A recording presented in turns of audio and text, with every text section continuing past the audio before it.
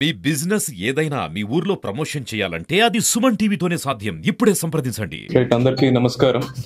So మనం ఈ సాధారణ ఎన్నికల్లో భాగంగా చివరి ఘట్టానికి చేరుకున్నాము. సో కౌంటింగ్ జూన్ 4వ తేదీన పొద్దున్న 8 గంటలకి మనం రాయచోటిలో శ్రీ సాయి ఇంజనీరింగ్ కాలేజ్లో టేకప్ చేయబోతున్నాము. మొత్తం 6 అసెంబ్లీ కాన్స్టిట్యుయెన్సీస్కి అలాగే రాజంపేట పార్లమెంట్ కాన్స్టిట్యుయెన్సీకి సంబంధించిన 6 అసెంబ్లీ సెగ్మెంట్స్కి కౌంటింగ్ అనేది మనం శ్రీ సాయి ఇంజనీరింగ్ కాలేజ్లో చేస్తాము. ఒక అసెంబ్లీ సెగ్మెంట్ ఏదైతే చిత్తూరు జిల్లాలో ఉందో పొంగనూరు, దానికి చిత్తూరు జిల్లాలో కౌంటింగ్ అనేది టేకప్ చేస్తారు. రౌండ్ వారీ రిజల్ట్స్ ని అలాగే ఫైనల్ ఓట్స్ టాలీని కూడా వాళ్ళు మనకు కమ్యూనికేట్ చేయడం జరుగుతుంది. ఈ 12 కౌంటింగ్ హాల్సే కాకుండా మనం పోస్టల్ బ్యాలెట్ కోసము, పార్లమెంట్ పోస్టల్ బ్యాలెట్ కోసము సపరేట్ ఇంకో కౌంటింగ్ హాల్ కూడా మన సాయి ఇంజనీరింగ్ కాలేజ్లో ఏర్పాటు చేసుకున్నాము. మొత్తంగా 13 కౌంటింగ్ హాల్స్ మన సాయి ఇంజనీరింగ్ కాలేజ్లో ground floor, first floor and second ఫ్లోర్లో మనం ఏర్పాటు చేసుకోవడం జరిగింది.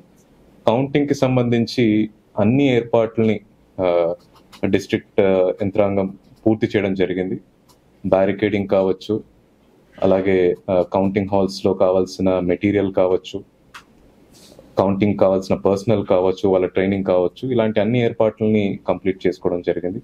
మొదటిగా కౌంటింగ్ సెంటర్ విషయానికి వస్తే మనకు 3 అంచెల భద్రతా వ్యవస్థను ఏర్పాటు చేసుకోవడం జరిగింది. కౌంటింగ్ హాల్స్ దగ్గర BSF, central armed police force ఉంటారు. అలాగే కౌంటింగ్ వెన్యూ బయట సెకండ్ టైర్ లో మనకు సెంట్రల్ ఆర్మ్డ్ పోలీస్ ఫోర్స్ ఉంటారు. అవుటర్ టైర్ లో మనకు స్టేట్ సివిల్ పోలీస్ ఉంటారు. ఇలా 3 అంచెల భద్రత మనం ఏర్పాటు చేసుకోవడం జరిగింది. కౌంటింగ్ వెన్యూ చుట్టూ 100 మీటర్లు ఏదైతే రేడియస్ ఉందో ఆ ఎంటైర్ ఏరియాని పెడస్ట్రైన్ జోన్ గా మనం డిక్లేర్ చేసుకోవడం జరిగింది. రేపొద్దున మనకు 4వ తేదీన క్యాండిడేట్స్ కానీ వాళ్ళ ఏజెంట్స్ కానీ ఎవరైతే వస్తారో వాళ్ళందరి కోసం పార్కింగ్ ని చాలా లార్జ్ స్పేస్ లో ఏర్పాటు చేసుకోవడం జరిగింది. ప్రతి ఒక్కరూ బ్యాక్ గేట్ ఏదైతే ఉందో సాయి ఇంజనీరింగ్ కాలేజ్, ఆ గేట్ దగ్గర పార్కింగ్ ఏర్పాటు చేశాము. అక్కడ వాళ్ళ వెహికల్స్ ని పార్క్ చేసుకొని వెన్యూ లోపలికి రావాల్సిన అవసరం ఉంటుంది. అలాగే అక్కడ మీడియా వాళ్ళ కోసము మనం ఒక మీడియా సెంటర్ సపరేట్ గా ఏర్పాటు చేసుకోవడం జరిగింది. మీడియా వాళ్ళకి కావాల్సిన పాసెస్ అన్ని ఆల్రెడీ ఇష్యూ చేశాము. వాళ్ళని కౌంటింగ్ హాల్ దగ్గరికి ఐఎన్పిఆర్ డిపార్ట్మెంట్ నోడల్ ఆఫీసర్ ద్వారా గ్రూప్స్ గా బ్యాచ్లుగా మనం వాళ్ళని తీసుకెళ్లి కౌంటింగ్ ప్రక్రియను కూడా వాళ్ళకి చూపించడం జరుగుతుంది. అలాగే రౌండ్ వారి results as soon as round లో ఈచ్ రౌండ్ డిక్లేర్ అయిన వెంటనే ఆ రిజల్ట్స్ ని మీడియా సెంటర్ కూడా అందజేయడం జరుగుతుంది, ఎటువంటి డిలే లేకుండా. అలాగే ప్రతి కౌంటింగ్ హాల్లో కూడా రౌండ్ వారి రిజల్ట్స్ ని డిక్లేర్ చేయడం జరుగుతుంది. ఒక పెద్ద బోర్డు పెట్టి దాంట్లో కూడా రాయడం జరుగుతుంది. అలాగే మనకు కౌంటింగ్ ప్రక్రియను మొత్తం ఆన్లైన్ లో కూడా మనం సమీక్షిస్తాము. ఈవెన్ ఎలక్షన్ కమిషన్ ఇచ్చిన ఎన్కోర్ అనే ఐటీ అప్లికేషన్ లో ప్రతి రౌండ్ తర్వాత ఆ రౌండ్ సంబంధించిన ఓట్ సంబంధించిన రిజల్ట్స్ ని మనం ఎంటర్ చేయాల్సి ఉంటుంది. That is available to public. Encore లో రౌండ్ లో రిజల్ట్స్ డిక్లేర్ అయిన వెంటనే ప్రపంచవ్యాప్తంగా ఎవరైనా ఏ కాన్స్టిట్యుయెన్సీలోనో వాళ్ళు ఆ రిజల్ట్స్ ని చూడొచ్చు. సో ఇలా చాలా పటిష్టమైన ఏర్పాట్లు చేసుకున్నాము. అలాగే ఈ కౌంటింగ్ సెంటర్ లోపల ఎవరు మొబైల్ ఫోన్స్ అనేవి, ఎలక్ట్రానిక్ గ్యాడ్జెట్స్ అనేవి తీసుకురావడానికి వీల్లేదు. క్యాండిడేట్స్ వాళ్ళ ఏజెంట్స్ కి పబ్లిక్ కమ్యూనికేషన్ రూమ్ అనేది ఒకటి ఏర్పాటు చేయడం జరుగుతుంది. ఇది కూడా సెకండ్ టైర్ ఆఫ్ సెక్యూరిటీ దాటి బయట ఉంటుంది. అక్కడ వరకు వాళ్ళ మొబైల్ ఫోన్స్ తీసుకురావచ్చు. వాళ్ళ కౌంటింగ్ హాల్ లోపల మొత్తం చూసుకొని వచ్చి ఎవరికైనా ఫోన్ చేసుకోవాలంటే మళ్ళీ పబ్లిక్ కమ్యూనికేషన్ రూమ్కి వచ్చి మాత్రమే వాళ్ళు ఫోన్ చేసుకోవచ్చు. ఒకవేళ వాళ్ళు అక్కడ వాళ్ళ మొబైల్ అక్కడ పెట్టి కౌంటింగ్ హాల్ లోపలికి వెళ్ళడానికి అక్కడ ఒక మొబైల్ డిపాజిట్ వ్యవస్థను కూడా మనం ఏర్పాటు చేసుకున్నాము. మీడియా వాళ్ళు కూడా మొబైల్ ఫోన్స్ ని కౌంటింగ్ హాల్లో తీసుకెళ్ళడానికి వీల్లేదు. అందుకని వాళ్ళ కోసం కూడా మీడియా సెంటర్ లో మనం మొబైల్ డిపాజిట్ ఏర్పాట్లు చేసుకోవడం జరిగింది. అలాగే కౌంటింగ్ సిబ్బంది కానీ, ఎలక్షన్ కోసం డ్రాఫ్ట్ చేసుకున్న స్టాఫ్ కానీ ఎవరు కూడా మొబైల్ ఫోన్స్ ని కౌంటింగ్ వెన్యూలోకి తీసుకెళ్ళడానికి అవకాశం లేదు. సో ఈ విషయాన్ని ప్రతి ఒక్కరు గమనించాలి, కోఆపరేట్ కూడా చేయాలి. కేవలం రిటర్నింగ్ ఆఫీసర్, తర్వాత ఈటీపీబీఎస్ ఏదైతే ఉందో దాని ఓటీపీ ఎవరు వస్తుందో వాళ్ళు, అలాగే అబ్జర్వర్స్, వీళ్ళు మాత్రమే మొబైల్ ఫోన్స్ ని కౌంటింగ్ హాల్ లోపలికి తీసుకెళ్లొచ్చు. అది కూడా అవసరాన్ని బట్టి, అది సైలెంట్ మోడ్ లో పెట్టుకొని అవసరాన్ని బట్టి మాత్రమే మొబైల్ ఫోన్స్ ని ఉపయోగించాల్సి ఉంటుంది. ఇవన్నీ ఎలక్షన్ కమిషన్ యొక్క వెరీ స్ట్రిక్ట్ గైడ్ లైన్స్, వాటిని తూచా తప్పకుండా పాటించాల్సిన అవసరం ఉంటుంది. నా మనకు అలాగే ఫైర్ సేఫ్టీ సంబంధించి మెడికల్ క్యాంప్, అలాగే ఫుడ్ అరేంజ్మెంట్స్, ఇవన్నీ కూడా మనం కౌంటింగ్ సెంటర్ లో చేసుకోవడం జరిగింది. ముఖ్యంగా మన స్ట్రాంగ్ రూమ్స్ కూడా సాయి ఇంజనీరింగ్ కాలేజ్ లోనే ఉన్నాయి. కౌంటింగ్ హాల్స్ ని అక్కడే మన స్ట్రాంగ్ రూమ్ పక్కనే ఐడెంటిఫై చేసుకోవడం జరిగింది. స్ట్రాంగ్ రూమ్ నుంచి కౌంటింగ్ హాల్ కు వెళ్ళే ఎంటైర్ వేని ఈవీఎంస్ తీసుకెళ్లే ఎంటైర్ వేని పూర్తిగా 10 feet బ్యారికేడింగ్ చేయడం జరిగింది. ఎక్కడ క్రిస్ క్రాస్ మూవ్మెంట్ అనేది ఉండదు. ఒక ఈవీఎం ఒక స్ట్రాంగ్ రూమ్ నుంచి ఒక హాల్కి వెళ్ళేటప్పుడు ఇంకో స్ట్రాంగ్ రూమ్ వెళ్ళే రూట్ని దాటి వెళ్ళడం, లేకపోతే కౌంటింగ్ ఏజెంట్స్ ని దాటి వెళ్ళడం, ఇలాంటి క్రిస్ క్రాసింగ్ ఎక్కడా ఉండదు. కేవలం ఈవీఎం డైరెక్ట్ గా స్ట్రాంగ్ రూమ్ నుంచి కౌంటింగ్ హాల్లో ఉన్న టేబుల్ మీదకి వెళ్ళేలా ఏర్పాట్లన్నీ చేశాము. అలాగే మనకు కౌంటింగ్ హాల్ లోపలికి కౌంటింగ్ ఏజెంట్స్ కి ఒక సపరేట్ దారి ఉంటుంది, కౌంటింగ్ స్టాఫ్ కి సపరేట్ దారి ఉంటుంది, అలాగే ఈవీఎంస్ కి కూడా సపరేట్ దారి ఉంటుంది. దీనికి సంబంధించి సైనేజెస్ ని చాలా క్లియర్ గా కౌంటింగ్ వెన్యూలో ఏర్పాటు చేశాము. ప్రతి ఒక్కరు ఆ సైనేజెస్ చూస్తే వాళ్ళు వెళ్లాల్సిన దారి, వాళ్ళు వెళ్లాల్సిన రూమ్ చాలా ఈజీగా ఐడెంటిఫై చేయడానికి అవకాశం ఉంటుంది. ఇలాగే మనకు ఉన్న 12 counting halls, EVM counting halls ఏవైతే ఉన్నాయో ప్రతి ఒక్క కౌంటింగ్ హాల్లో 14 టేబుల్, ఈవీఎం కౌంటింగ్ కి 14 టేబుల్స్ మనం ఏర్పాటు చేసుకోవడం జరిగింది. ఈ 14 టేబుల్స్ మనం ఏర్పాటు చేసుకోవడం వల్ల మనకు సుమారు 17 నుంచి 21 రౌండ్లు ఈవీఎం కౌంటింగ్ అనేది రిజల్ట్ రావడానికి అవసరం అవుతున్నాయి. తంబాలపల్లి లీస్ట్ మనకు 17 రౌండ్లో ఈవీఎం కౌంటింగ్ వస్తుంది. అలాగే కోడూరులో 18, అలాగే రాయచోటి, రాజంపేట మరియు పీలేరులో 21 రౌండ్లు, ఇలా 17 నుంచి 21 రౌండ్ల వరకు మన జిల్లాలో ఈవీఎం కౌంటింగ్ మనం టేకప్ చేసే అవకాశం ఉంది. 17 నుంచి 21 రౌండ్ల ఈవీఎం కౌంటింగ్ మధ్యాహ్నం 3 నుంచి 4 లోపల కంప్లీట్ చేసే విధంగా అన్ని ఏర్పాట్లు చేసుకున్నాము. అలాగే పోస్టల్ బ్యాలెట్ విషయానికి వస్తే పార్లమెంట్ పోస్టల్ బ్యాలెట్ మనకు సుమారు ఈ రోజు నాటికి 21,000 చిల్లర పోస్టల్ బ్యాలెట్స్ మనం ఆల్రెడీ రిసీవ్ చేసుకోవడం జరిగింది. మాక్సిమం ఒక 22,000 వేసుకున్న వాటిని లెక్కించడానికి మన separate counting hall with 20 tables, 20 టేబుల్స్తో మనం కౌంటింగ్ హాల్ని ఏర్పాటు చేసుకున్నాం. పోస్టల్ బ్యాలెట్ కూడా 2 రౌండ్స్లో ఒక maximum 500 per round per table తీసుకున్న 2 రౌండ్స్లో పోస్టల్ బ్యాలెట్ కౌంటింగ్ని కంప్లీట్ చేసుకోవడానికి ఏర్పాట్లు చేసుకున్నాం. పోస్టల్ బ్యాలెట్ కౌంటింగ్ మధ్యాహ్నం అగైన్ 3 to 4 లోపల కంప్లీట్ చేసే విధంగా ఏర్పాట్లు చేసుకున్నాము. అసెంబ్లీ కాన్స్టిట్యున్సీస్ విషయానికి వస్తే పోస్టల్ బ్యాలెట్ మాక్సిమం 4,000 మనకు కొన్ని కాన్స్టిట్యున్సీలో వచ్చింది, మినిమం 1,500 నుంచి 2,000 వరకు ఇంకొన్ని కాన్స్టిట్యున్సీస్లో వచ్చాయి. వీటిని కూడా 2 రౌండ్స్లో కంప్లీట్ చేసుకునే విధంగా టేబుల్స్, పోస్టల్ బ్యాలెట్ టేబుల్స్ని సపరేట్గా అసెంబ్లీ కాన్స్టిట్యున్సీస్లో అరేంజ్ చేసుకోవడం జరిగింది. ఫర్ ఎగ్జాంపుల్ రాయచోట్లో మనకు సుమారు 4,000 పోస్టల్ బ్యాలెట్స్ వచ్చాయి. సో 4 టేబుల్స్ అరేంజ్ చేసుకున్నాము సపరేట్ గా. ఈ 14 ఈవీఎం కౌంటింగ్ టేబుల్స్ కాకుండా 4 పోస్టల్ బ్యాలెట్ టేబుల్స్ అరేంజ్ చేసుకున్నాము. 2 రౌండ్స్ లోనే పోస్టల్ బ్యాలెట్ కంప్లీట్ చేస్తాం. అలాగే పోస్టల్ బ్యాలెట్ కౌంటింగ్ కంప్లీట్ అయ్యేంత వరకు ఈవీఎం యొక్క లాస్ట్ రౌండ్ టేకప్ చేయడానికి వీల్లేదు. సో మనకు ఆ ఇబ్బంది రాకుండా పోస్టల్ బ్యాలెట్ కూడా టైంలో కంప్లీట్ అయ్యే విధంగా, ఈవీఎం కౌంటింగ్ కూడా సమయానుసారంగా కంప్లీట్ అయ్యే విధంగా అన్ని ఏర్పాట్లు చేసుకోవడం జరిగింది. ఉదయం 5 గంటలకే మనము థర్డ్ ర్యాండమైజేషన్ చేస్తాము. మొదటిగా ఫస్ట్ ర్యాండమైజేషన్ అంటే ఎవరు కౌంటింగ్ సూపర్వైజర్స్, ఎవరు కౌంటింగ్ అసిస్టెంట్స్, ఎవరు మైక్రో అబ్జర్వర్స్ అనేది తేల్చడానికి ఫస్ట్ ర్యాండమైజేషన్ ఆల్రెడీ కంప్లీట్ చేశాము. సెకండ్ ర్యాండమైజేషన్ ఎవరు, ఏ స్టాఫ్ ఏ అసెంబ్లీ కాన్స్టిట్యుయెన్సీ కౌంటింగ్ హాల్లో పనిచేస్తారు అనేది రేపు సాయంత్రం అబ్జర్వర్ సమక్షంలో మనం చేయడం జరుగుతుంది. కౌంటింగ్ కి గాను మనకు 4 అబ్జర్వర్స్ ని ఎలక్షన్ కమిషన్ అపాయింట్ చేయడం జరిగింది. రాయచోటికి ఒకరు, కోడూరుకి ఒకరు, అలాగే పీలేరు మరియు మదనపల్లికి ఒకరు, అలాగే తంబాలపల్లి మరియు రాజంపేటకు ఒకరు, ఇలా 4 కౌంటింగ్ అబ్జర్వర్స్ అపాయింట్ చేయడం జరిగింది. వాళ్ళు ఆల్రెడీ 2 జిల్లా చేరుకున్నారు, మిగతా 2 కూడా రేపు సాయంత్రానికి చేరుకుంటారు. వాళ్ళ సమక్షంలో సెకండ్ ర్యాండమైజేషన్ అనేది టేకప్ చేయడం జరుగుతుంది. 3వ ర్యాండమైజేషన్ ఆ హాల్ కి అపాయింట్ అయిన స్టాఫ్ ఏ టేబుల్ కి వెళ్తారు అనేది 4వ తేదీన ఉదయం 5 గంటలకి మాన్యువల్ గా చేయడం జరుగుతుంది లాటరీ పద్ధతిలో. అది కూడా అబ్జర్వర్ సమక్షంలో చేస్తాము. అలాగే ఆ రోజు పొద్దున 6 గంటలకి స్ట్రాంగ్ రూమ్స్ అన్నిటినీ అబ్జర్వర్ సమక్షంలో ఓపెన్ చేయడం జరుగుతుంది. 8 గంటలకి కౌంటింగ్ అనేది మొదలు పెడతాము. పోస్టల్ బ్యాలెట్ కౌంటింగ్ 8 గంటలకు జరుగుతుంది. అలాగే అసెంబ్లీ సెగ్మెంట్స్ లో ఈవీఎం కౌంటింగ్ 8 గంటలకు జరుగుతుంది. కానీ అసెంబ్లీ కాన్స్టిట్యుయెన్సీలో ఎక్కడైతే పోస్టల్ బ్యాలెట్ మరియు కౌంటింగ్ ఒకటే హాల్లో జరుగుతుందో అక్కడ మొదటిగా పోస్టల్ బ్యాలెట్ కౌంటింగ్ మొదలు పెడతాము. అరగంట తర్వాత 8:30కి ఈవీఎం కౌంటింగ్ మొదలు పెడతాము. ఇలా చాలా డీటెయిల్డ్ గా కౌంటింగ్ కి సంబంధించిన అన్ని అరేంజ్మెంట్స్ చేసుకోవడం జరిగింది. మొదటిసారి రాయచోటిలో ఈ కౌంటింగ్ అనేది టేకప్ చేస్తున్నాం కాబట్టి వెన్యూలో ఎటువంటి ఇబ్బందులు రాకుండా చాలా పటిష్టంగా ఏర్పాట్లు చేసుకోవడం జరిగింది. నా కౌంటింగ్ పర్సనల్ విషయంలో అందరూ ఎక్స్పీరియన్స్డ్ ఆఫీసర్స్, ఈవీఎంస్ ని హ్యాండిల్ చేసిన ఆఫీసర్స్ ని పెట్టుకోవడం జరిగింది. ముఖ్యంగా వాళ్ళకి మల్టిపుల్ రౌండ్స్ ఆఫ్ ట్రైనింగ్ ఇచ్చాము.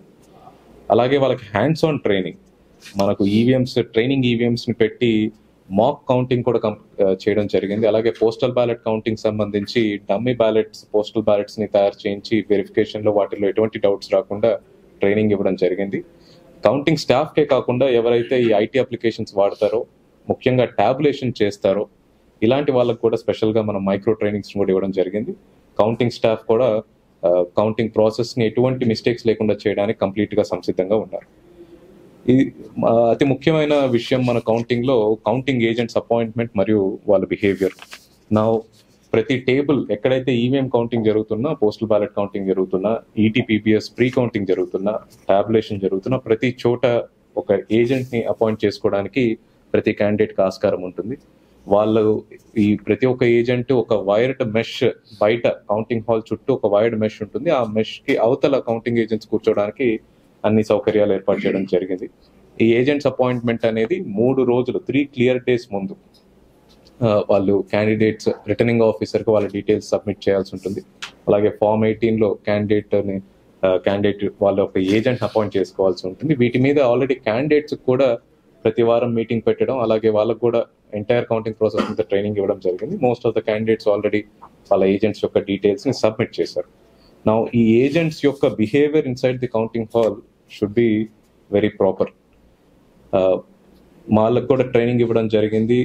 ఫస్ట్ ఆఫ్ ఆల్ ఏమైనా ఇష్యూస్ ఉంటే కౌంటింగ్లో ఈవీఎం మెషిన్లో ఏమైనా కనపడకపోయినా ఏమైనా చేసిన రీవెరిఫికేషన్ కోసం రిక్వెస్ట్ చేయొచ్చు. రౌండ్ అయిపోయిన తర్వాత వాళ్ళకి ఏదైనా డౌట్ ఉంటే రీకౌంట్ కోసం రిక్వెస్ట్ చేయొచ్చు. మనకు ప్రతి చోట కౌంటింగ్ సూపర్వైజర్ ఉంటారు, వాళ్ళు ఫస్ట్ వాళ్ళకి ఏదైనా డౌట్ ఉంటే క్లారిఫై చేస్తారు. ఈవీఎంస్ ఒక 2-3 సినారియోస్లో రిజల్ట్ని ఎలా డీల్ చేయాలి, ఒకవేళ మాక్ పోల్ చేసిన ఓట్లు క్లియర్ చేయకపోతే ఏం చేయాలి, అవి ఈవీఎం కౌంట్ చేయాలా లేకపోతే ఆర్ఓ టేబుల్ దగ్గర పెట్టాలి, ఇలాంటి సినారియోస్ అన్నిటి మీద కూడా మనం బాగా పకడ్బందీగా ట్రైనింగ్ ఇచ్చాము. ఆ రూల్ ప్రకారమే కౌంటింగ్ స్టాఫ్ బిహేవ్ చేస్తారు. అప్పటికీ డౌట్ ఉంటే ప్రతి కౌంటింగ్ హాల్లో ఆర్ఓ అవైలబుల్గా ఉంటారు, లేకపోతే ఏఆర్ఓ అవైలబుల్గా ఉంటారు. వాళ్ళు ఆ టేబుల్కి వెళ్ళి వాళ్ళకున్న సమస్యను తీర్చుకుంటారు. అప్పటికి వాళ్ళు సాటిస్ఫై అవ్వకపోతే ఇన్ రైటింగ్ వాళ్ళకి ఏదైతే కన్సర్న్ ఉందో అది రిటర్నింగ్ ఆఫీసర్కి ఆ క్యాండిడేట్ కానీ ఆ పార్టీ తరపున వచ్చిన ఏజెంట్ కానీ సమర్పించవచ్చు. దాని రూల్ ప్రకారం అబ్జర్వర్ కూడా అక్కడ ఉంటారు కాబట్టి వాళ్ళ సమక్షంలోనే ఒక డెసిషన్ తీసుకొని స్పీకింగ్ ఆర్డర్ ద్వారా దాని మీద యాక్షన్ తీసుకుంటాం.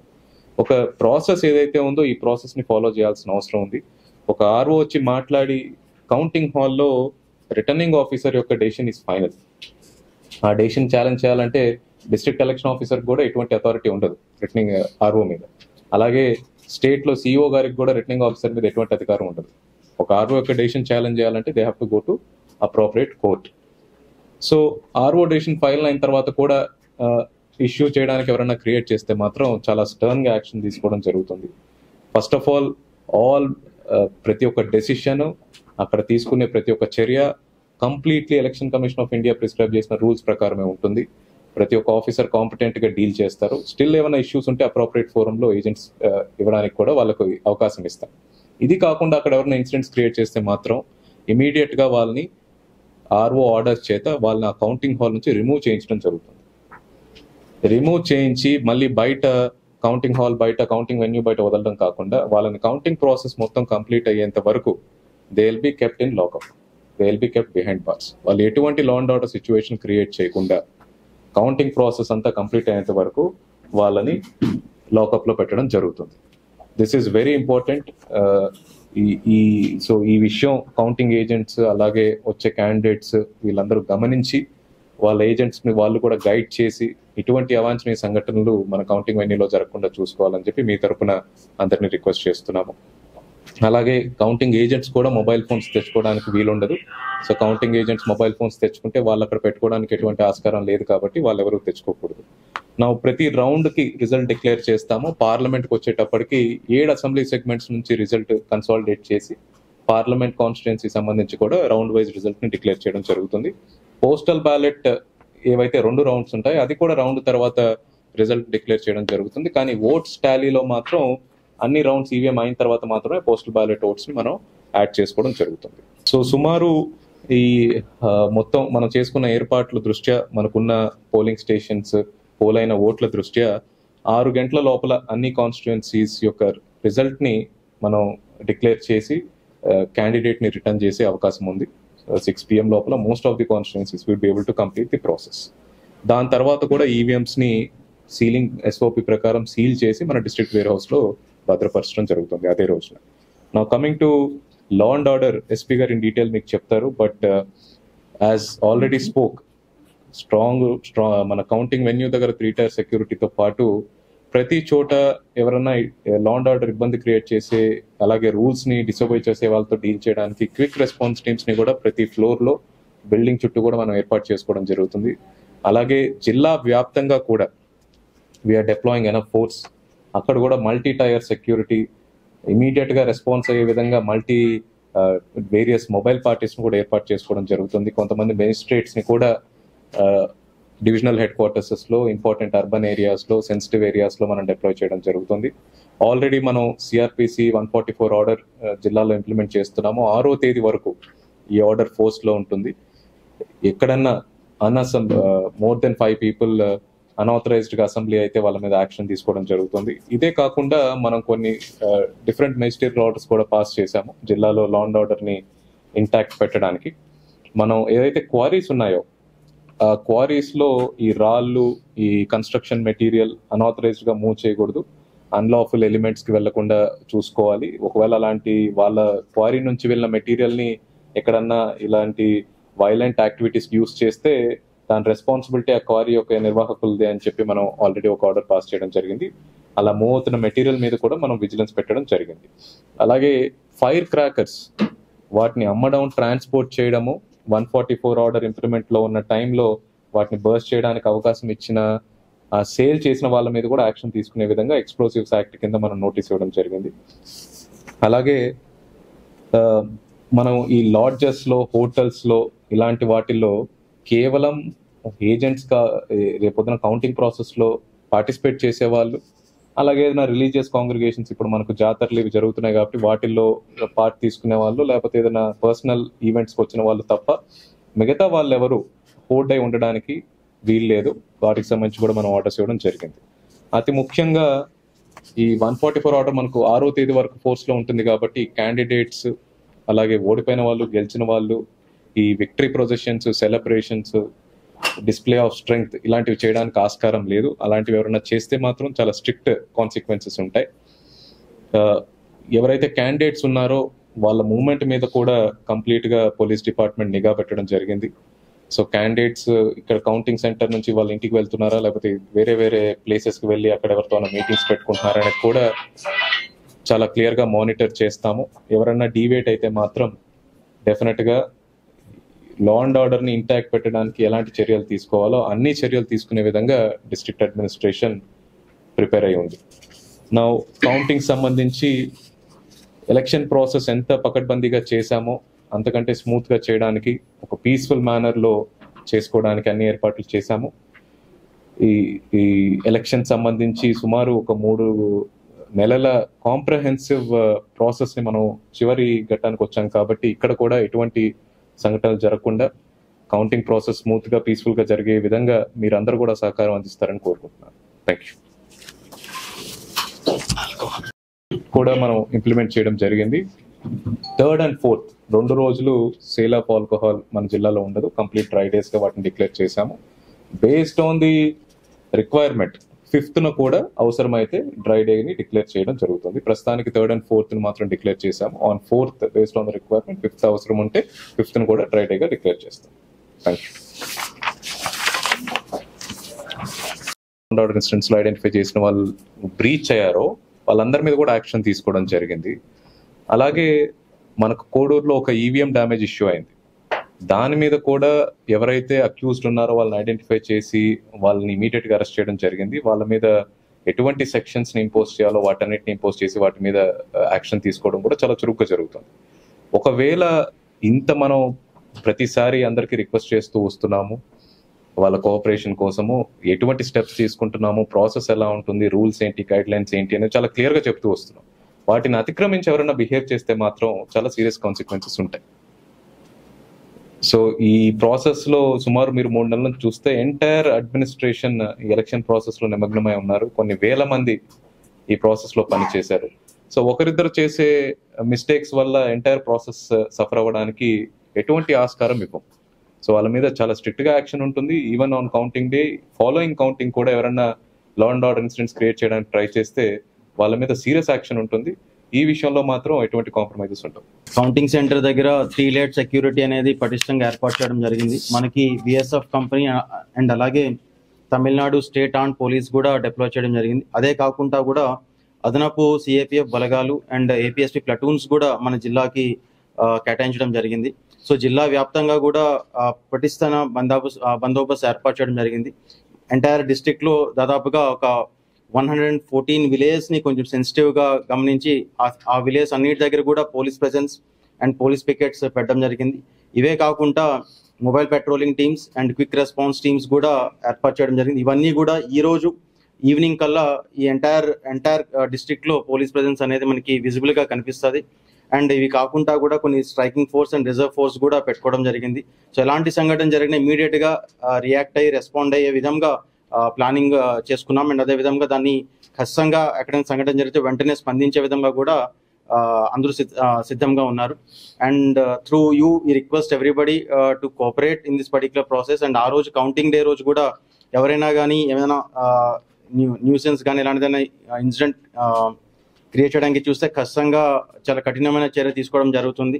సో దీనిపైన అందరిపైన కూడా ఎవరైతే ట్రబుల్ మాంగర్స్ ఉన్నారో వాళ్ళని కూడా ఐడెంటిఫై చేయడం జరిగింది. వీళ్ళందరిపైన కూడా నిఘా పెట్టుకోవడం జరిగింది. సో ఒక పటిష్టమైన ప్రణాళిక ప్రకారంగా ముందుకు వెళ్తా ఉన్నాం. అండ్ యాజ్ సెడ్ 144 సెక్షన్ అనేది మనకి అమల్లో ఉంది. అండ్ ఎంసీసీ కోడ్ కూడా మనకి 6th వరకు ఉంటుంది. సో కాబట్టి దాన్ని ఖచ్చితంగా అందరూ కూడా వైలేట్ చేయకుండా కోఆపరేట్ చేయాలని కోరుకుంటున్నాం. అండ్ ఎలాంటి సంఘటన జరగకుండా బందోబస్తు అనేది ఏర్పాటు చేసుకోవడం జరిగింది. And will ensure that it goes in a peaceful.